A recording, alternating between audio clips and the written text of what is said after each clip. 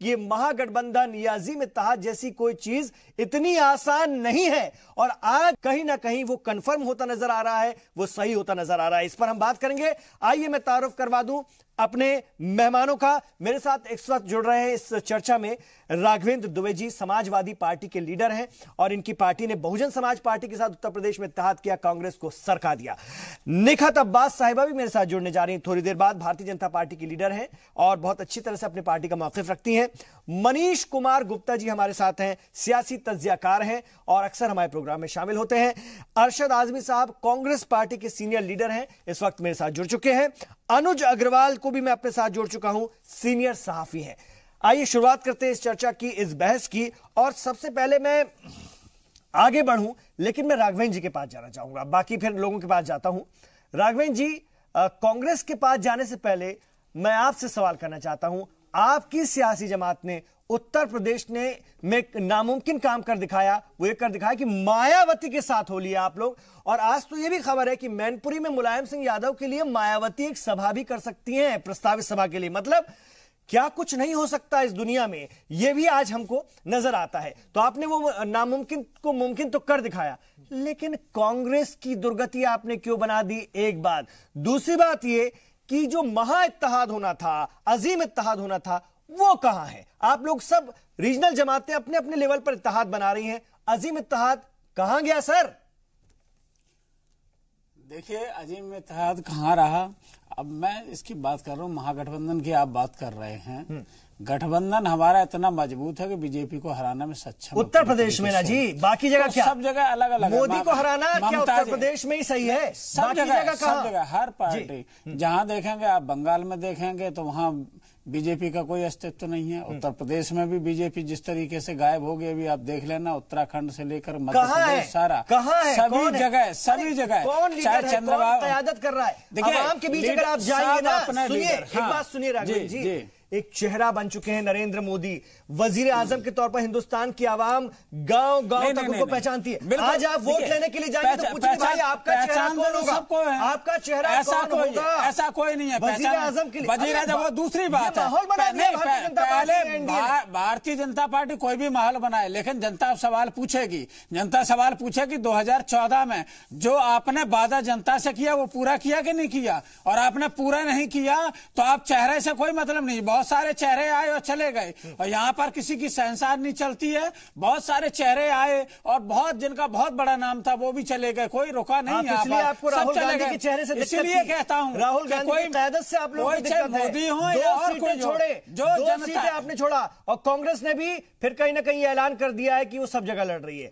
तो ऐसे में तो फिर भारतीय जनता पार्टी को फायदा होने जा रहा है। नहीं, ये भी समझ में आता है उत्तर प्रदेश में होगा। उत्तर प्रदेश से बीजेपी का सफायत है, और बहुत सारे सर्वे जितने भी आ रहे हैं सब यही बता रहे हैं कि बीजेपी की हालत बहुत पतली हो चुकी है। और इसी कारण से योगी आदित्यनाथ को देखो, अब 2 दर्जन रोड हालत कर रहे हैं। पतली करनी थी तो एक हो जाते, सब मिल जाते ना। जब हम लोग ही ताकतवर हैं, हम अलायंस बनाते, 2 पार्टी कहते जी हम मुकाबला करने के लिए तैयार है। पहले भी हमें आप लोगों को पहले कामयाबी मिली है, कई उपचुनावों में कामयाबी मिली है, ऐसा नहीं है कि नहीं मिली है।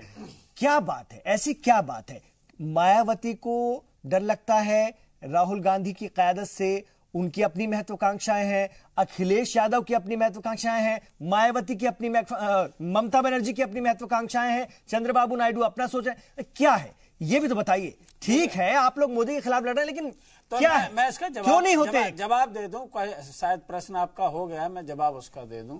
जवाब ये है कि किसी से डर तो बीजेपी को है, बीजेपी को डर है। 42 लोग मिल गए, महागठबंधन, उनका क्या, महागठबंधन का भी गठबंधन बन गया। अरे उनके पास चेहरा तो है, वो तो सब उस पर सहमत हो गए। बहुत सारी चीजें हैं, पहले बहुत सारे प्रधानमंत्री को सहमत, ऐसे प्रधानमंत्री बने। शिवसेना भी इनको गाली दे रही है, शिवसेना अभी भी गाली दे रही है। शिवसेना ने अपना दल से समझौता हो गया है, वो एक अलग बात है, लेकिन समझौता के बाद भी टिप्पणी अगर हो तो वो तो आप भी कांग्रेस टिप्पणी हो रही है लगातार, लेकिन गठबंधन का क्या फायदा? ऐसे गठबंधन का कोई फायदा नहीं है जिसके विचार ही न मिल रहे हों। ऐसे गठबंधन का कोई फायदा नहीं है। और इसका मतलब आप ये मान रहे हैं ना कि आपके गठबंधन के विचार नहीं मिलते तमाम? नहीं, हमारे गठबंधन के विचार मिले तभी तो आपने देखा नेताजी की सभा में राष्ट्रीय स्तर पर हो ही नहीं पाया। नेताजी की सभा में मायावती जा रही है प्रचार करने। उत्तर प्रदेश की बात नहीं कर रहा हूँ, मैं अजीम इत्तेहाद की बात कर रहा हूँ। पूरे उसकी बात करोगे, महागठबंधन नहीं हो पाया। राष्ट्रीय लेवल पे हो या ना हो, लेकिन हर जगह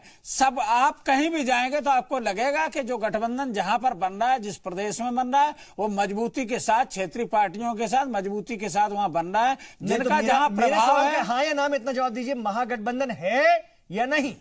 देखिए, अभी हम उत्तर प्रदेश की केवल बात करेंगे, जहां हमारा गठबंधन है, हम उसकी बात कर रहे हैं। नहीं कर रहा। वो वहां पर जीतने जा रहा है। चलिए, मैं अरशद आजमी साहब के पास जाना चाहूंगा। अरशद आजमी साहब, मेरे सवाल का जवाब दीजिए, महागठबंधन है या नहीं? कांग्रेस क्या देखती है, क्या सोचती है?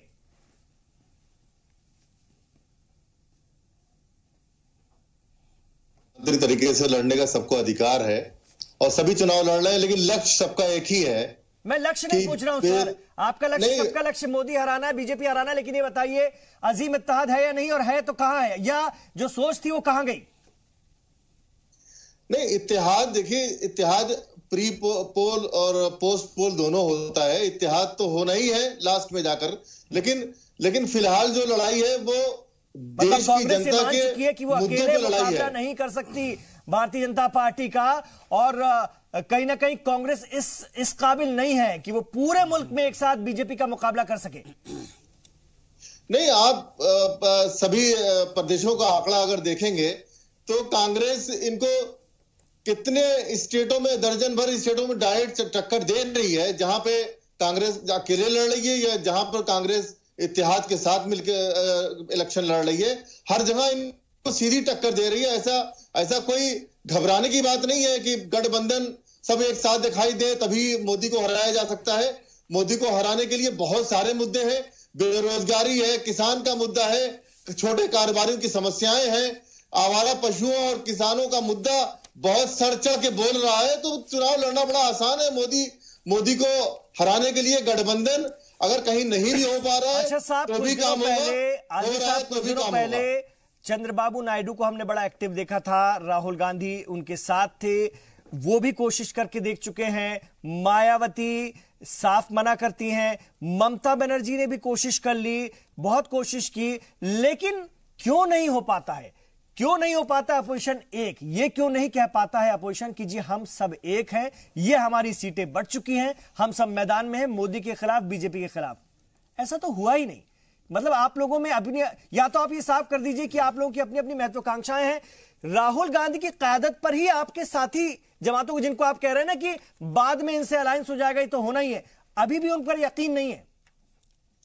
नहीं, आप देखिए कि 2009 के चुनाव में क्या कांग्रेस अकेले नहीं लड़ी थी?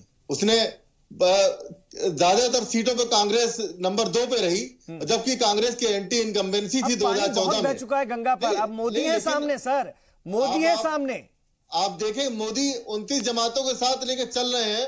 मोदी अकेले नहीं है। मैं मानता हूं कि मोदी 29 संगठनों के साथ मिलकर चुनाव लड़ रहे हैं, अकेले उनके नाम पे इलेक्शन नहीं हो रहा है। लेकिन जो मुद्दे हैं वो मुद्दे जनता के हैं। वो उन मुद्दों के सहारे सभी पॉलिटिकल पार्टियां लड़ रही हैं और अपने अपने राज्य में उनकी अपनी समस्याएं हैं और उन समस्याओं को लेकर के इलेक्शन अगर लड़ रही है तो कोई उसमें बुरी बात नहीं है। लेकिन सब एक साथ लामबंद होंगे मोदी के खिलाफ, बीजेपी के खिलाफ। अच्छा, ठीक है, वो तो देखने वाली बात होगी, लेकिन आपकी पार्टी की क़यादत को कोई स्वीकार करता है कि नहीं, अपनाता है कि नहीं, ये भी बहुत बड़ा सवाल है। चलिए, मैं आ रहा हूं, एक बार निखत के पास जाऊं, फिर हमारे दोनों सियासी तज्जियाकार और सीनियर सहाफी से मैं बात करूंगा। निखत, रास्ता ऐसा नहीं लगता कि आप लोगों के लिए आसान होता जा रहा है? अजीम इत्तेहाद जैसी कोई चीज बनी नहीं पाई, जिसका पिछले 1 साल से डंका पीटा जा रहा था, यहां आते आते फुस हो गई। देखिए, असल में क्या है ना, हमें इनसे डरने की जरूरत ही नहीं है। नहीं, 3 राज्यों में आप हार चुके हैं, डरने की जरूरत है। 3 राज्यों में हार चुके हैं, इतना ओवर कॉन्फिडेंस ठीक नहीं है। ओवर कॉन्फिडेंस तो है नहीं, कॉन्फिडेंस ये जरूर है कि इस बार 400 पार होने वाला है, पहली बात। खैर, मेरे कांग्रेस के मित्र ने, आपकी बात का जवाब दूंगी, इनकी बात का जवाब दे दूं। उन्होंने बात करी, एक तो इन्होंने किसान का मुद्दा उठाया, दूसरा इन्होंने उठाया बेरोजगारी का। मेरे भाई, आप भूल गए किसानों की सुसाइड का सबसे बड़ा रीजन क्या होता है? सबसे बड़ा रीजन था आपकी सरकार में नीम कोटेड यूरिया जो आप 55 साल में नहीं ला पाए, हमारी सरकार 5 साल में लाई। आपने बात करी बेरोजगारी की, भूल गए मुद्रा योजना के तहत 10,000 से लेकर 50,000 से लेकर 10 लाख तक का लोन हमारी सरकार दे रही है। इतने एयरपोर्ट्स, नए एयरपोर्ट, चिपी एयरपोर्ट, सिक्किम में एयरपोर्ट बन रहा है, महाराष्ट्र में एयरपोर्ट बन रहा है, उसके थ्रू जो अपॉर्चुनिटीज, बिजनेस अपॉर्चुनिटीज हमारी सरकार लोगों को दे रही है, उससे बढ़ेगी बेरोजगारी, खत्म होगी। आपको पता हो आपकी सरकार में 3.5 करोड़ थे टैक्स पेयर्स, आज कितने हैं? 6.5 करोड़। आपको पहले भी ये आंकड़ा मैं एक और डिबेट में गिनवा चुकी हूं। दूसरी बात, अगर आपने बात करी महागठबंधन की, असल में क्या है ना, सपा हो, बसपा हो, आम आदमी पार्टी हो, कांग्रेस हो, ये चारों, ये सारे के सारे चोरी तो मिलकर करना चाहते हैं, पर इन्हें अच्छे से पता है कि अवसरवादी गठबंधन ना इनका खुद का अपना अपना वजूद खत्म कर देगा। और ये भी जानते हैं, और देखिए मैं आपके बीच में बोलूंगी नहीं, ना ही आप मेरे बीच में बोलिए, स्तर मत गिराइए। और ये भी जानते हैं कि अगर ये चोरी साथ में कर तो लेंगे, चोरी करने के बाद देखिए आपके बीच में बात नहीं करी, आप लोगों ने अलायंस नहीं किया है। देखिए हमने जो अलायंस करा है, हमारी पार्टी ने ना चोरी करी ना किसी और को करने दी। अच्छा, जो आपके साथ है वो सारे पाक साफ है, इधर जो लोग हैं वो सारे बेईमान हैं। मेरी बात खत्म होने दीजिए। ये लोग क्या है ना, चोर चोरी कर रहे हैं मिलकर, ये जानते हैं अगर चोरी कर तो लेंगे सारे मिलकर, पर उसके बाद क्या होगा? उसके बाद एक दूसरे की गले पे छुरियां रख रहे होंगे कि माल हम बटोरे तुम बटोरो, हम बटोरे तुम बटोरो। ये दिक्कत है, इसलिए महागठबंधन हो नहीं पा रहा है। चूहे बिल्ली की लड़ाई चल रही है प्रधानमंत्री के पद पे। बात वही है कि क्या चाहते हैं ये, बस ये मायावती को बना दें, ये अखिलेश यादव को। आप मुझे बताइए, प्रधानमंत्री के पद पर राहुल गांधी, मायावती जी, अखिलेश यादव जी जैसे लोगों को आप देख सकते हैं? नहीं, क्यों नहीं देख सकते भाई? आप सर्वे कराइए, बच्चा बच्चा हंसेगा। देश की आवाम इस बात का फैसला करेगी। जो प्रधानमंत्री जी की डिग्री पार्टी क्या देश चलाएगी? अखिलेश जी की डिग्री तो सही है। एक एक करके अभी सबको तो सुनने भाई साहब डिग्री की बात कर रहे हैं, ठीक है, मैंने आपकी बात समझ लिया, पढ़े लिखे, मैंने आपकी बात समझ लिया। तो अखिलेश जी पढ़े लिखे। मनीष जी, भाई साहब, निखिल जी आ रहा हूं आपके पास। मनीष जी, अहंकार का जवाब मिलेगा जनता से। देखिए होता क्या है, 2008 में मायावती जब सीएम थी उत्तर प्रदेश की, उन्होंने कहा था कि दलित की बेटी जब देश के सबसे बड़े राज्य की सीएम बन सकती है तो इस देश की पीएम क्यों नहीं बन सकती? जाहिर सी बात है बन सकती है, पर उनकी इच्छा है। ममता बनर्जी का भी दिल है। राहुल गांधी ने कहा कि भाई कांग्रेस की क़यादत में अगर सीटें बढ़ेंगी तो जी मैं बनूंगा पीएम।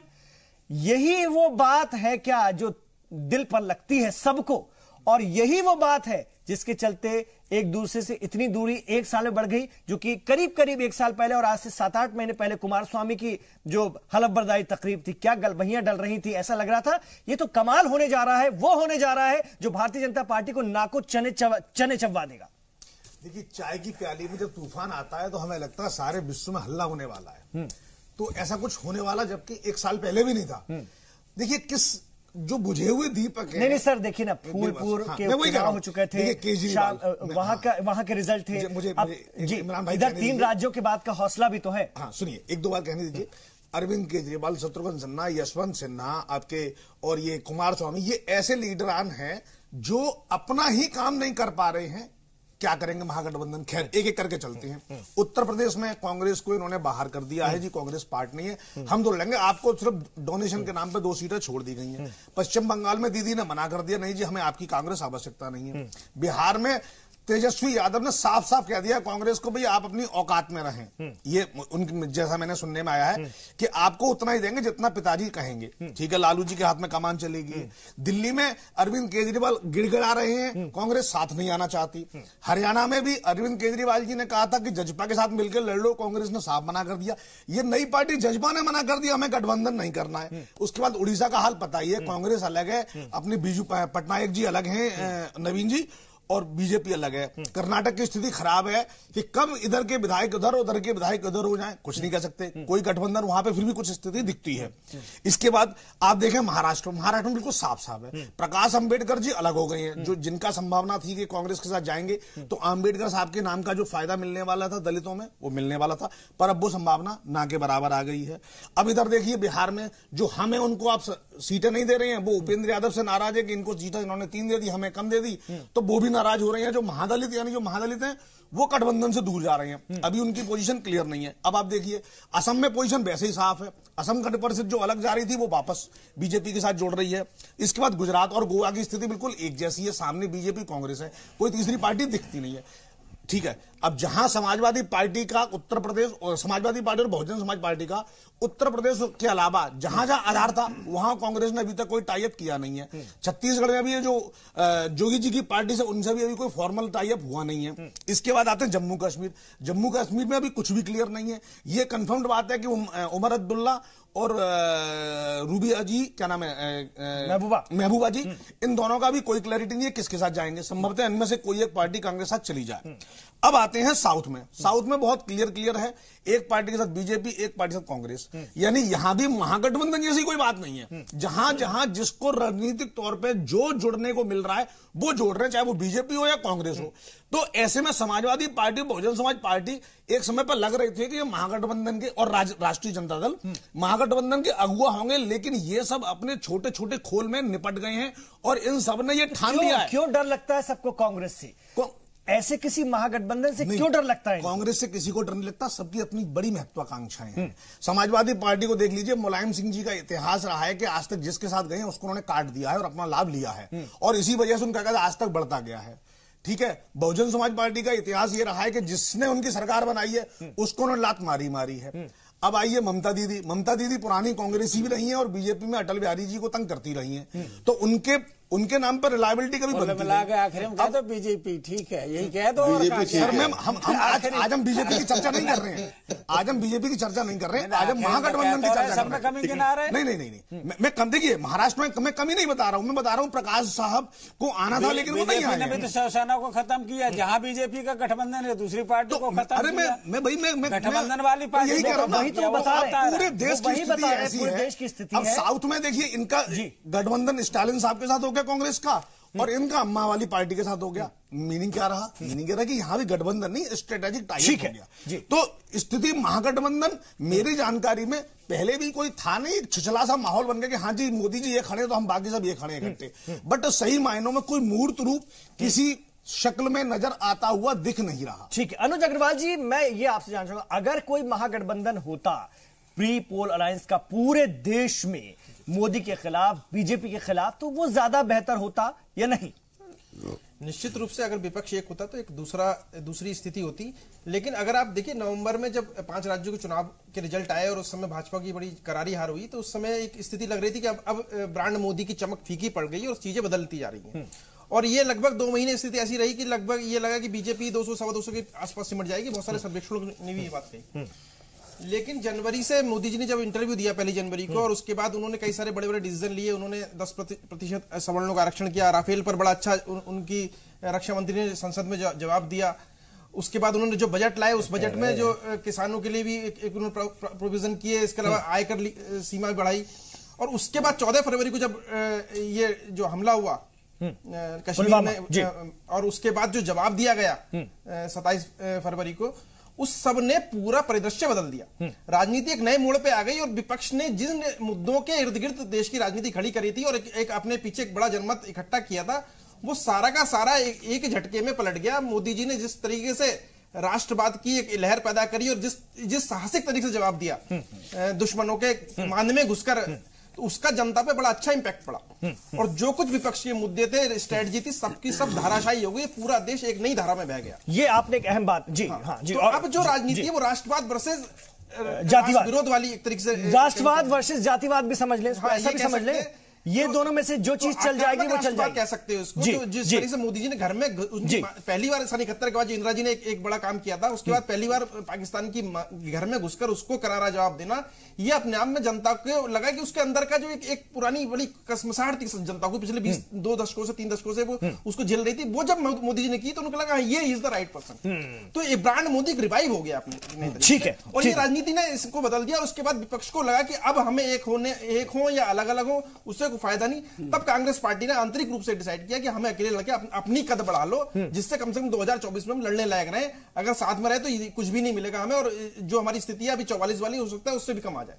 बिल्कुल। अब राघवेंद्र जी देखिए, ये बात जो निकलकर सामने आई, कांग्रेस आपको कैसे तंग करती है? आपने बताया कि हम बाद में भी जुड़ सकते हैं, हम सब एक हैं, हम सब मिलकर ही लड़ रहे हैं, हम सब की नीयत एक है, बीजेपी हराओ। लेकिन देखिए कैसे आपको तंग करती। बदायूं में समाजवादी पार्टी सांसद धर्मेंद्र यादव के खिलाफ कांग्रेस ने उम्मीदवार उतार दिया। ठीक है, इधर भीम आर्मी के संस्थापक और यूपी के दलित राजनीति का एक पोस्टर बॉय कहे जाते हैं चंद्रशेखर आजाद, उनसे मिलने प्रियंका गांधी पहुंच गई अपनी एक नए तरीके की सियासत। मायावती जो आपकी साथी है वो तिलमिला गई, उन्होंने कहा कहीं नहीं कांग्रेस के साथ गठबंधन होगा, कहीं भी हम उनके साथ नहीं आएंगे।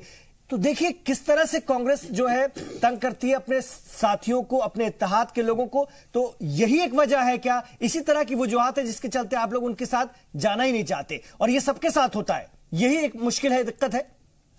देखिए, ये कोई दिक्कत नहीं है, बहुत सारी चीजें हैं राजनीति में, बहुत सारी चीजें होती हैं, और राजनीति में सबको अपनी पार्टी का निर्णय लेने का अधिकार भी होता है।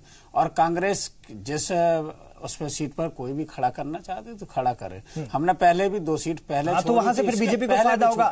आप देखिए ना, पहले भी ऐसी जगह पर जहां पर सपा बसपा गठबंधन और कांग्रेस लड़ रही होगी, कौन फायदा लेगा? जहां योगी आदित्यनाथ जी की सीट थी, जहां लोग मानते थे कि ये एक अभेद किला है, उसको कोई ढा नहीं सकता, वो भी ढा दिया हमने। जहां फूलपुर सीट थी, जहां ये इनको लगता था उप मुख्यमंत्री की सीट अभेद किला, इसको ढाया नहीं जा सकता, उसको भी ढा दिया। कांग्रेस के लोग भी लोकसभा के चुनाव हैं, उत्तर प्रदेश के चुनाव नहीं है, लोकसभा का उपचुनाव था मानवर। अरे मैं लोकसभा का चुनाव की बात कर रहा हूं सर। आम चुनाव, ये आम चुनाव में भी वही फार्मूला लागू, उसमें अलग से लागू नहीं लड़ रहा है। ये तब था जब केंद्र में सरकार थी, उत्तर प्रदेश में बीजेपी की सरकार थी, आपको एक राष्ट्रीय पार्टी की क़यादत भी चाहिए। आप इसको क्या छोटा, एक राष्ट्रीय पार्टी का चेहरा भी साथ में चाहिए। आप इसको छोटा चीज मानते हैं कि इतने उनके गढ़ को जब ढा दिया, आप उसको छोटी चीज मानते हैं। कैराना में हार गए, जहां पूरी मशीनरी लग गई, उद्घाटन बेचारे करना पड़ा, माननीय प्रधानमंत्री जी घूमते रहे, पास में सभा भी करनी पड़ी। हुआ क्या? मुल्क के बाकी हिस्सों में भी ऐसी अभी ये ब्रांड मोदी जी की बात कर रहे, 3 राज्य हार गए, हम मोदी जी गली गली वहां सभा करते रहे, लेकिन इसके बावजूद भी हार गए। काहे के ब्रांड मोदी? बिहार में मोदी जी का ही वर्चस्व था, हार गए। गुजरात में हारते हारते बचे। अगर वो तो भला हो मणिशंकर अय्यर का, जो इनके पक्ष में बयान दे दिया इस तरीके का, तो सेल्फ गोल कर लिया कांग्रेस ने खुद ही। और जहां तक 3 राज्यों में भी हार गए, दिल्ली में पूरे मुख्यमंत्री इनके लग गए, सब कुछ लग गए, तब 3 सीट विधानसभा में ले पाए। तो ये ब्रांड मोदी कुछ नहीं होता। जनता का जब दिमाग पलटता है, जनता को लगता है कि ये वही सरकार है, बिल्कुल ये कुछ नहीं कर पाती। और जो राफेल में कहे, उन्होंने राफेल में बड़ा अच्छा जवाब दिया।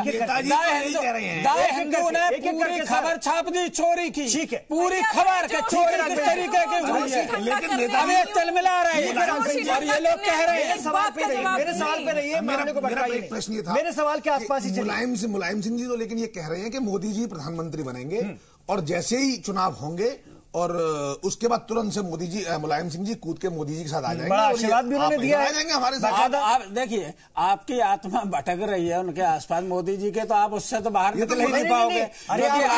मुलायम सिंह यादव की आत्मा समाजवादी पार्टी में है ना? मुलायम सिंह जी समाजवादी पार्टी में है कि नहीं? कभी कभी कहते हैं कि उन्होंने तो लगता है कि मोदी जी के नाम का सिंदूर ही भर दिया। मुलायम सिंह जी समाजवादी पार्टी में है या नहीं? पहले यूपी से बाहर समाजवादी पार्टी में है या नहीं? मुलायम सिंह जी समाजवादी पार्टी में नेताजी से सीखना चाहिए। आखिरी सत्र था, आखिरी दिन था, उन्होंने कोई एक तरफ से प्रधानमंत्री से लेकर के जो भी सांसद किसी भी पार्टी का हो, चाहे हमारे विपक्षी, सबको दे दिया, लेकिन प्रधानमंत्री जी ने तब भी नहीं सीखा। राहुल पर तब भी तंज कस दी। मैं आपके पास आना चाहूंगा निखत, आपको ऐतराज था राघवेंद्र जी की बातों से, लेकिन यह भी एक सच्चाई है निखत कि आपको भले ही यह न लगे कि अजीम इत्तेहाद कोई सामने है, लेकिन कुछ ऐसी हार आपके सामने है जो कहीं ना कहीं आप लोगों को तकलीफ में, परेशानी में डाल सकती हैं। एक चेहरा काफी नहीं है, हालात बदल चुके हैं। हर बार 2014 हो यह मुमकिन नहीं निखत। देखिए, मैं नहीं कह रही कि हर बार 2014 होगा, 2019 होगा। तभी तो मैंने कहा जहां पे 300 से कम थी सीटें बीजेपी की, इस बार 400 पार होने वाली हैं। एक चीज मैं अपने सपा के प्रवक्ता को बोलना चाहूंगी, मेरे भाई, 3 पट्टी जो हिंदी बेल्ट की थी आपकी, हिंदी पट्टी वो तो आपके यहाँ से निकल चुकी, आप कहाँ 400 गिन रही हैं? गंगा नहाए गोमती रहे बैल का बैल, ये बात का जवाब इन्होंने बड़ी दुहाई दी मुलायम सिंह जी के यहाँ पर बैठकर। मुझे सिर्फ 3 सवाल का आप जवाब दे दीजिए। आप बड़ी दुहाई दे रहे, बड़े जोश में, जोश को ठंडा मैं करती हूँ। आप मुझे ये बता दीजिए, आपका वादा वादा था ना, 15 लाख लैपटॉप का आपने सिर्फ 6 बांटे थे, 6 लाख, उसके बाद 9 लाख लैपटॉप कहाँ चले गए? मुलायम सिंह जी की बात मुझे बता दीजिए, रेप केस पर जब डेथ पेनल्टी की बात होती है, भाई साहब आके क्या कहते हैं? ये कहते हैं अरे आदमी है बेचारे, आदमी से तो गलती हो जाती है, हमारी सरकार अगर आएगी, मैं आपके बीच में नहीं बोलने दीजिए, हमारी सरकार अगर आएगी तो इस डेथ पेनल्टी को तो हम हटा ही देंगे, हम तो ऐसा कोई कानून ही नहीं रखेंगे। तीसरी बात का सवाल, इस बात का सवाल का आप जवाब जरूर दीजिएगा कि जब लैपटॉप और इंग्लिश की पढ़ाई आपके यूपी की सरकार में बढ़ाई गई थी तो मुलायम सिंह ने क्या कहा? जब आप इलेक्शन हारे थे ना पिछला, तो उन्होंने ये बोला अरे हम पता है इलेक्शन क्यों हार गए, हम इलेक्शन तो इसलिए हार गए क्योंकि लैपटॉप बंटवा दिए, इंग्लिश पढ़वा दी, लोगों को पढ़ाई लिखाई में आगे कर दिया, तो जनता तो समझदार हो गई। आप क्या कह रहे हैं? अनपढ़ लोगों को आप बेवकूफ बनाना चाहते हैं? आप चाहते हैं कि यूपी के लोग आगे ना बढ़े? यही है आपकी राजनीति और यही है आपका तरीका जीतने का। मोदी जी को भी आशीर्वाद दे दिया है निखत, उन्होंने तो मोदी जी को भी आशीर्वाद दिया है। मोदी जी को जो आशीर्वाद दिया, उस आशीर्वाद का हम सम्मान करते हैं, वो बहुत ही वरिष्ठ नेता हैं, उस आशीर्वाद का हम सम्मान करते हैं, पर जो उन्होंने ये बातें करी उस बात की हम कड़ी निंदा करते हैं और करते रहेंगे। अगर इनकी पार्टी के लीडर आजम खान आकर ये बोलते हैं ना कि लड़कियों के तो रेप इसलिए हो रहे हैं क्योंकि वो छोटे कपड़े पहन रही और लड़कियों की गलती है, लेकिन तो उत्तर प्रदेश में निखत अब समाजवादी पार्टी अकेली नहीं है, हिंदुस्तान को नहीं चाहिए। समाजवादी पार्टी अकेली नहीं है निखत, बहुजन समाज पार्टी अरे तो 40 सीटें, 40 उनकी, मैं तो कह रही हूं चरण वंदना कर रहे हैं मायावती के चरणों में, के साथ गुना रख के दे देंगे, अभी बता रहे हैं। अरे भैया नेताजी के बयान पे आपको शर्म आ रही? चिन्मयानंद स्वामी पे बलात्कार का आरोप लगा और मुख्यमंत्री जी फाइल मंगा करके उनके बलात्कार के केस को हटाने का काम करते हैं। ठीक है, और ये वही नहीं, मैं बताऊं, उन्नाव के आपके विधायक, मैं अजीम इत्तेहाद की बात कर रहा हूं, विधायक मेरे विषय से भटकाइए मत। ना अरे डिबेट को निखत राघवेंद्र जी, आप डिबेट को भटकाइए मत। मैं उत्तर प्रदेश की राजनीति पर फिर कभी बात करूंगा, उत्तर प्रदेश की राजनीति पर मैं बात कर लूंगा राघवेंद्र जी।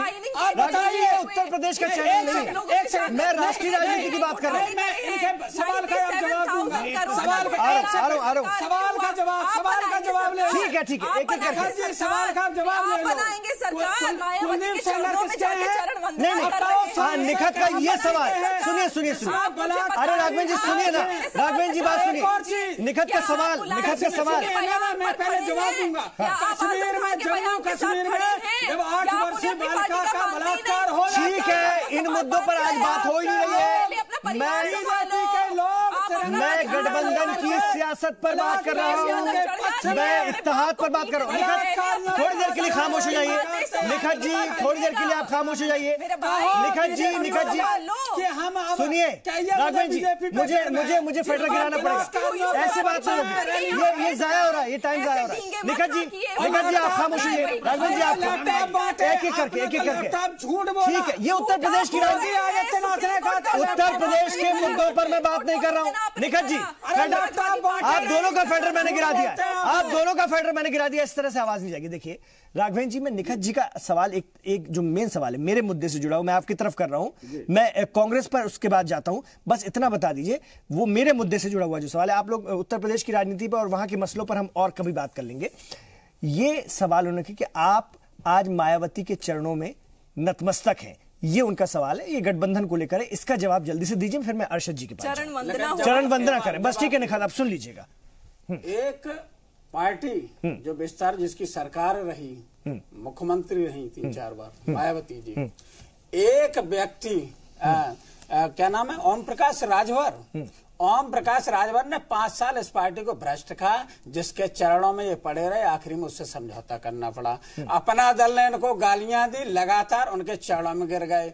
बीजेपी जो नीतीश कुमार को कहते हैं कि इनके डीएनए में कुछ गड़बड़ी है, उसी डीएनए गड़बड़ वाले के साथ गठबंधन कर लिया और 22 सीटें थी, लेकिन कितनी ली है? 22 पे जीते थे ना, 17 ले ली बिहार में। इसको कहते हैं चरणों में गिरना। ठीक है, चलिए निखत में आऊंगा आपके पास, अब मैं आऊंगा आपके पास, अर्शद जी के पास जाऊंगा। ठीक है राघवेंद्र जी, बाकी लोग भी है राघवेंद्र जी, सबको सुनिए निखत सबको सुनिए। ठीक है, ठीक है, अरे ठीक है, इस तरह के लफ्जों का इस्तेमाल नहीं कीजिए चैनल पे, इस तरह के लफ्जों का इस्तेमाल नहीं। मैं आना चाहूंगा आपके पास अर्शद जी, एक एक करके। चैनल इस तरह के लफ्जों को प्रोत्साहित नहीं करता है, इस तरह के अल्फाज का इस्तेमाल नहीं होगा। नहीं ठीक है, मैंने खुद कह दिया ना, इस तरह के अल्फाज, ठीक है निखत जी, इस तरह के अल्फाज का इस्तेमाल ना हो। नहीं ठीक है, मैं समझ गया राघवेंद्र जी। अर्शद जी, कांग्रेस की क़यादत को कोई स्वीकार करने को तैयार नहीं है। हमारे साथ जो आपके साथी जिनको आप कहते हैं वो बैठे हैं, वो भी ये मानते हैं कि अभी आप लोगों से बात करने का कोई मतलब नहीं है, आपको जहां से लड़ना है आप लड़िए। लेकिन कांग्रेस इस तरह से नकारी हुई सी लगती है। ठीक है, 3 राज्यों में जीत के बाद जो आप में जोश बढ़ा, अगर सबको साथ लेकर के उस तरफ आगे बढ़ा जाता तो कहीं ज्यादा बड़ी जीत मुमकिन थी सर। देखिए इमरान भाई, देश सिर्फ उत्तर प्रदेश नहीं है, देश बहुत बड़ा है और कांग्रेस पार्टी पूरे देश की राजनीतिक स्थितियों को देख रही है। आप देखिए, चुनाव लड़ने के लिए जो मुद्दे हैं, मेन चीज कांग्रेस के सामने वो सब सारी चीजें हैं।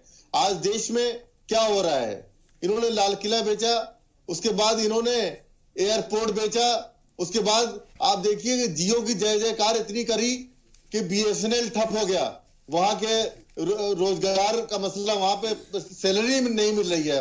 तो ये सारे मुद्दे पूरे देश के हैं और इन मुद्दों को लेकर कांग्रेस पूरे देश में लड़ाई लड़ रही है। क्षेत्रीय पार्टियां भी वो आज नहीं कल साथ में आएंगी, हम उनसे कोई मतभेद नहीं करते हैं, ना हमारी पार्टी ने कोई मतभेद किया है। कहीं पर इनको हाथ लगेगा तो कहीं पर इनको हाथी का लात पड़ेगा, ये इनको चुनाव में समझ में आ जाएगा। जो इन्होंने युवाओं के साथ इन्होंने किया है, जो इन्होंने किसानों के साथ किया है, जो इन्होंने जीएसटी के जरिए छोटे अर्शद जी, एक बात और, एक सच्चाई और है, विपक्ष की पार्टियां जमीनी सतह पर भी एक दूसरे की विरोधी रही हैं, वो एक दूसरे के खिलाफ लड़ रही हैं और नफरत की सियासत रहती है, एक तरह से सीधे तौर पर दुश्मनी सी है। अगर अब बंगाल की बात कर लें, वामपंथियों और ममता बनर्जी में बिल्कुल भी नहीं जम सकती। अगर आगे भी कोई पोस्ट पोल भी कोई इत्तेहाद होता है तो उनको साथ लाना कांग्रेस की क़यादत में क्या इतना आसान होगा? वही स्थिति बनेगी, वही तुनक मिजाजी रहेगी, वही खौफ और वही कहीं ना कहीं ब्लैकमेलिंग वाली बात रहेगी, वही वक्त वक्त पर धमकी देने वाली बात रहेगी। तो कांग्रेस चाहती तो पहले से ही चीजों को हैंडल कर सकती थी। नहीं देखिए, एक सिस्टम होता है, इलेक्शन का एक सिस्टम होता है, सभी पार्टियां अपना अपना चुनाव लड़ती हैं और जो सबसे बड़े घटक के तौर पे जो उठ के आता है उसके बारे में सभी पार्टियां ध्यान देती हैं कि हाँ इन्होंने पूरे देश में अपना एक वर्चस्व कायम किया है। तो ये अभी वक्त आएगा, उस पर चर्चा होगी। अभी इस पर कोई बहुत जल्दी कमेंट करना कोई उचित नहीं मैं समझता हूं, लेकिन देश की समस्याएं इतनी बड़ी हैं जो अपनी क्षेत्रीय पार्टियां या किसी भी पॉलिटिकल पार्टियों को इस बात का ध्यान रखना पड़ेगा कि देश के युवा। अर्शद जी, अजीम इत्तेहाद न होने की वजह से आपके विकेट धड़ाधड़ गिर रहे हैं। लोग भारतीय जनता पार्टी में आपके कई लोग शामिल हो रहे हैं रियासतों से, कहीं इसकी वजह ये तो नहीं है। अगर एक अजीम इत्तेहाद होता, लोगों को भी तो कॉन्फिडेंस चाहिए, सब सियासत कर रहे हैं, कोई भजन करने नहीं आए। कॉन्फिडेंस होना चाहिए कि हाँ भाई हमारे पीछे एक पूरी फोर्स है, पूरी ताकत है, भिड़ जाओ। लोग भाग रहे हैं, इसलिए तो भाग रहे हैं। कहीं ना कहीं आप लोग अगर आगे बढ़ते, आप बड़ी पार्टी है, नेशनल पार्टी है, तो ज्यादा हालात बेहतर होते।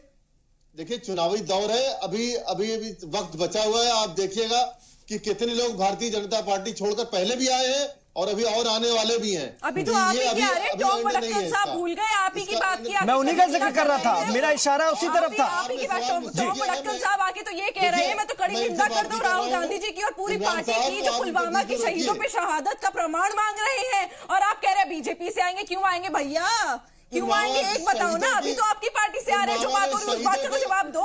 जब आएंगे आपकी हमारी सरकार से, आपकी सरकार में, तब आप हमसे सवाल गुजरात में, अभी आप मुझे टॉम वडक्कन, गुजरात में ये आपके 5 एमएलए पाला बदल चुके हैं गुजरात में आपके, ये हालात है। कर्नाटक में हालात और अलग है। ऐसे में आप बता रहे हैं कि बड़ी क़यादत करेंगे और जो बेहतरीन मुजाहरा करेगा वो कहीं ना कहीं अपनी धाक जमा पाएगा। कैसे बेहतरीन मुजाहरा होगा अर्शद साहब? मुजाहरा करने के लिए लोगों को साथ लेकर चलना पड़ता है। कांग्रेस कौन सी पॉलिसी पर चल रही है? राहुल गांधी की क़यादत को क्या तमाम लोगों ने स्वीकार कर लिया, ये मानकर चल रही है कांग्रेस? क्या तमाम सियासी जमातें राहुल गांधी की क़यादत के साथ है, ये मानकर चल रही है? कांग्रेस ना कभी इनके पल्ले पड़ेगी। असल बात तो ये है, ये सिर्फ मोदी हटाओ के नारे सुन लीजिए लीजिए, उनको बोलने तो दीजिए, उनको बोलने दीजिए। हाँ इमरान भाई देखिए, आपके चैनल पर मैं समझता हूं कि इस तरह की बहस नहीं होती जैसे आज हो रही है। बहुत सब चैनल है आपका, और आपके जो सुनने वाले भी हैं वो भी बहुत ही, मैं समझता हूं कि शालीनता की बातें सुनना पसंद करते हैं। जवाब नहीं होता तो असभ्यता ही लगती है मेरे भाई। सुन लीजिए, ये बीच में इस तरह की टिप्पणियां मैंने इनके बीच में बोला भी नहीं हूं। बात पूरी करने दीजिए। और इनको इतना पेट में दर्द होने लगता है जब देश की समस्याओं को बताते हैं कि इनकी आवाज अपने आप निकलने लगती है। इनको कम से कम बहुत जिस तरह चैनल पे आई है उसका लिहाज रखते हुए चुप रहना चाहिए जब कोई दूसरा बोल रहा हो। चलिए ठीक है, मैं आ रहा हूं आपके पास अरशद भाई। मनीष जी प्रॉब्लम कहां है? मैं अजीम इत्तेहाद पर रहूंगा। मैं आज इनके मुद्दों पर डिस्कस नहीं कर रहा हूं। ये लोग सियासी जमातों के लोग हमेशा चर्चा को घुमाने की, डाइवर्ट करने की, अपने फेवर में करने की कोशिश करते हैं। वो इस चैनल में नहीं चलेगा। मैं अपनी चर्चा को हाईजैक नहीं होने दूंगा। मुझे आप ये बताइए, कांग्रेस के साथ दिक्कत कहां पेश आ गई? देखिए, कांग्रेस के साथ सबसे बड़ी दिक्कत इसकी लीडरशिप की है। इसकी जो लीडरशिप है वो अभी पॉलिटिकली उतनी मैच्योर नहीं जितने बाकी लोग हैं। बाकी लोगों में बहुत ही काबिल लोग हैं। जैसे आप समाजवादी पार्टी में देखें, नेताजी सच में काबिल हैं, है ना। ऐसे ही देखें बहन जी भी काबिल हैं। ममता बनर्जी के साथ भी उनका ब्रांड है कि उन्होंने 2 बार जो बंगाल की सत्ता को संभाला और अपने वोट बैंक को कम नहीं होने दिया। जब इनके पास इतनी बड़ी पॉलिटिकल मैच्योरिटी अलग अलग पार्ट में है तो वो सब प्रधानमंत्री बनना चाहते हैं, क्योंकि स्टेट में तो बन ली है। अब उनका अगला टारगेट प्रधानमंत्री बनना, जैसे मोदी जी गुजरात से आए, दिल्ली में प्रधानमंत्री बने।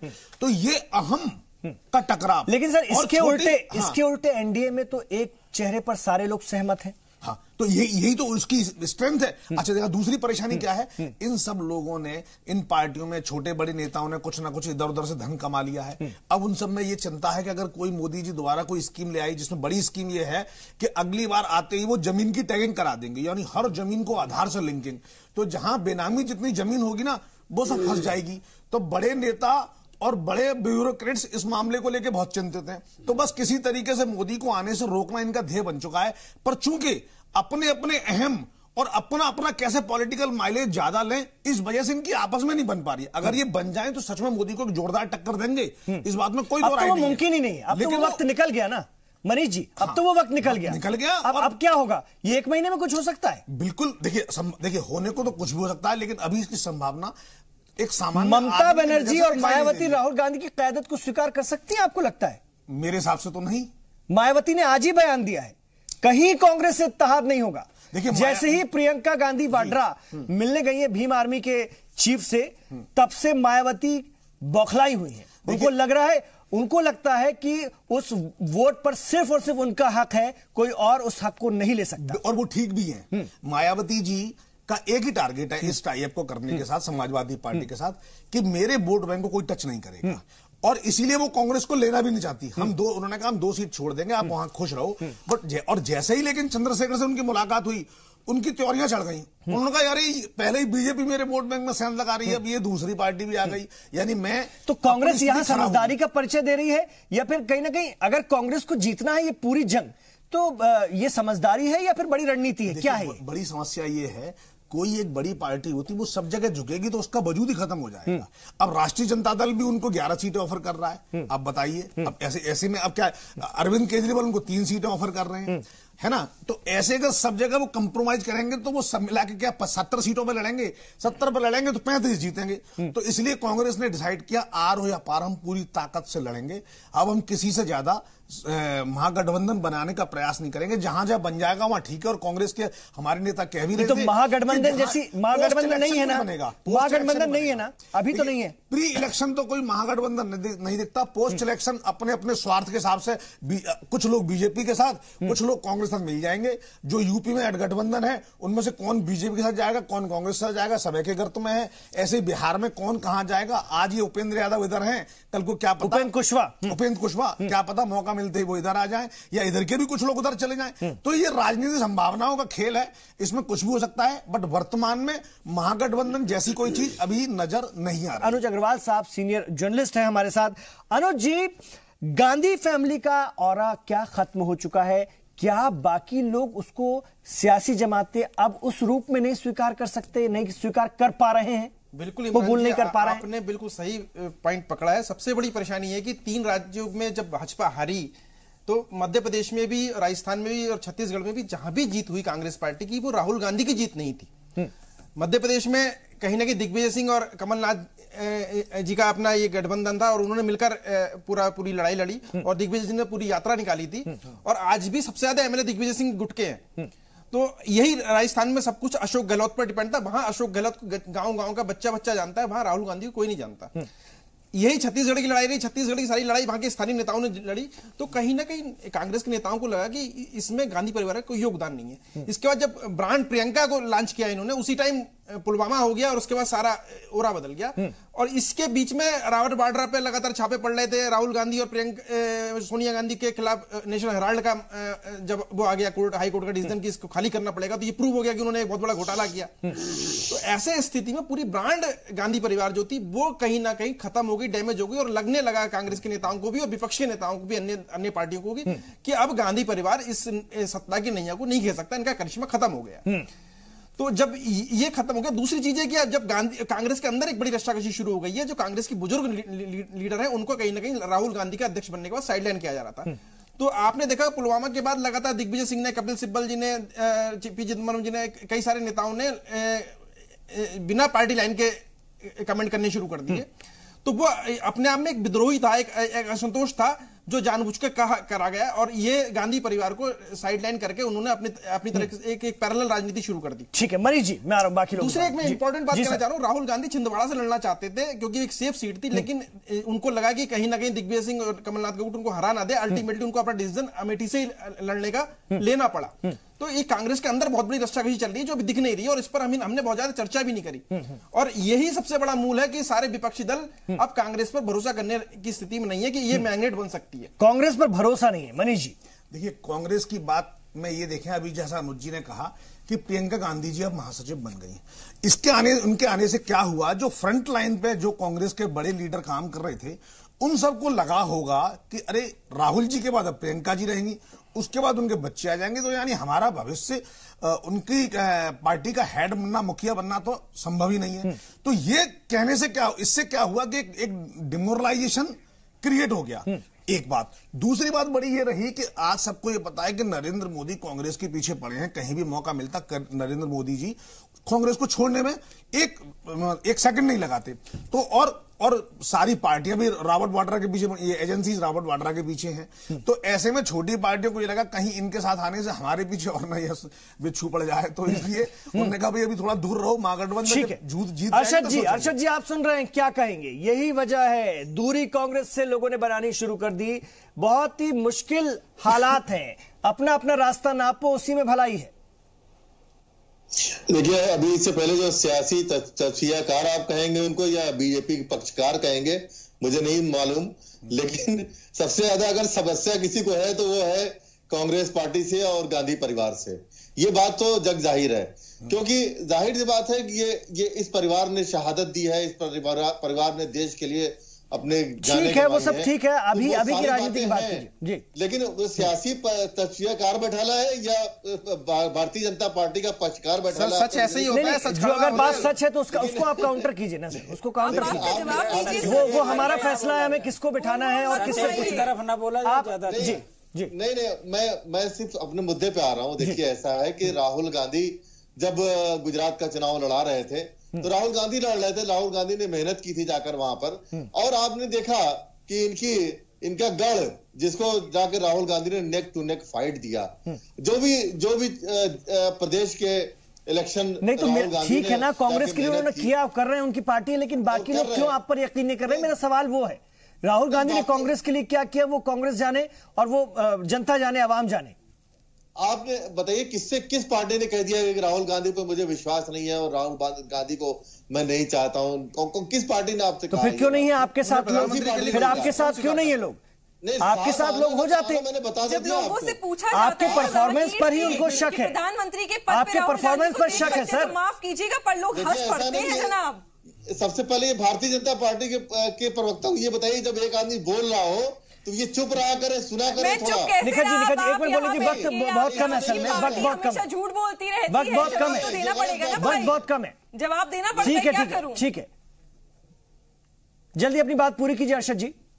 नहीं, देखिए, अब राहुल गांधी ने जब 4 चुनाव स्टेट का चुनाव 3 स्टेट का चुनाव जब जीता और कर्नाटक में भी अच्छी जीत मिली, तो उस वक्त इन लोगों को समझ में नहीं आ रही थी कि हाँ राहुल गांधी का जो ग्राफ बढ़ रहा है वो राहुल गांधी की अपनी छवि की वजह से, उनकी मेहनत की वजह से जो हो रहा है। ठीक है, ये इनको हंसी आने लगी इसमें। ठीक है सर, ठीक है मेरे पास इतना वक्त नहीं, ठीक है मैं लिखा था राघवेंद्र जी या तो राहुल गांधी की बढ़ती ताकत से उनके साथी इत्तेहादी परेशान हो गए कि हमारा क्या होगा, एक एक करके, बिल्कुल वक्त कम है, या फिर आप लोगों को कांग्रेस पे भरोसा नहीं। दो ही वजह हो सकती है, या तो उनकी बढ़ती ताकत से भी आपको दिक्कत है या फिर भरोसा नहीं। देखिए किसी की ताकत से किसी को दिक्कत नहीं, तो क्यों नहीं है, सबका अपना अपना प्रभाव है। और निश्चित रूप से अगर मोदी जी कहीं किसी राज्य में जीते हैं तो मोदी का श्रेय दिया जाता है। और उन्होंने बड़ा अजीब सा विश्लेषण कर दिया कि अगर वो 3 राज्यों में जीते तो उनकी वो बात नहीं, तो वो दिग्विजय के कारण था या दूसरे के कारण था। तो वही दूसरे में चुप रहिए भाई, वो तभी तो वो सही कह रहे थे जल्दी से। तो इसीलिए मैं कहना चाहता हूँ अब मुद्दा जो होगा वो होगा कि आपने जो एजेंडा 2014 में बात की थी, युवाओं को रोजगार देने का नहीं मिला, 10 करोड़ नौकरी चली गई, 1 करोड़ 10 लाख पिछले साल ही चली गई। 45 साल में इतनी कभी बेरोजगारी नहीं हुई, एक स्मार्ट सिटी ये बना नहीं पाई, एक एम्स नहीं बना पाई, कोई तैयार नहीं। अपने मुद्दों के साथ आप सब अलग अलग लड़ेंगे ना? हम लोग आएंगे क्योंकि बेरोजगारी अलग अलग आएंगे ना, सारे मुद्दे सब अलग अलग आएंगे ना। आप देखो आमदनी दोगुनी अलग अलग आएंगे ना राघवेंद्र जी, सब अलग अलग आएंगे ना, लेकिन मुद्दों के साथ अलग अलग आएंगे ना। कुछ भी हो कैसे भी आए, लेकिन ठीक है, एक बात समझ गया है कि मामला समझ गया, हम हरा देंगे, इनको यहाँ से सफाया करेंगे। चलिए वो वक्त बताएगा।